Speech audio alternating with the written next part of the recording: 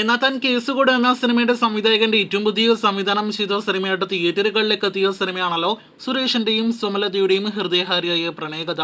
ഇക്കഴിഞ്ഞ മെയ് 16-ാം തീയതി തിയേറ്ററുകളിലേക്ക് എത്തിയ ഈ ഒരു എക്സ്പീരിമെന്റൽ റൊമാൻറ്റിക് കോമഡി എന്റർടൈനർ സിനിമയ്ക്ക് അത്ര മികച്ച അഭിപ്രായങ്ങളല്ല ആദ്യ ദിവസം തന്നെ തിയേറ്ററുകളിൽ ലഭ്യമായത്.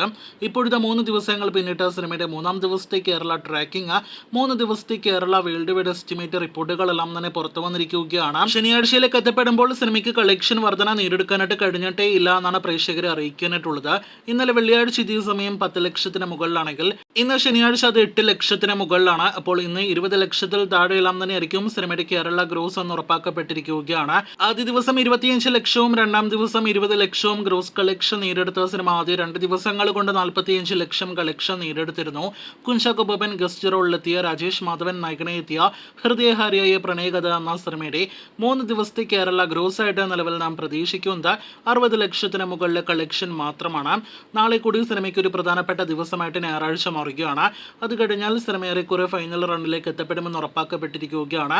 1 കോടി ഫൈനൽ കളക്ഷൻ ടച്ച് ചെയ്യുമോ എന്നാണ് നാം ഉറ്റുനോക്കുന്നത്. 3 കോടിയിലേറെ ബഡ്ജറ്റിൽ തിയേറ്ററുകളിലേക്ക് എത്തിയ രാജേഷ് മാധവൻ സിനിമ തിയേറ്ററുകളിലെ പരാജയം ഉറപ്പാക്കി കഴിഞ്ഞിരിക്കുകയാണ്. കാത്തിരിക്കൂ സിനിമയുടെ ഫൈനൽ വരെയുള്ള ബോക്സ് ഓഫീസ് റിപ്പോർട്ടുകൾക്കായി.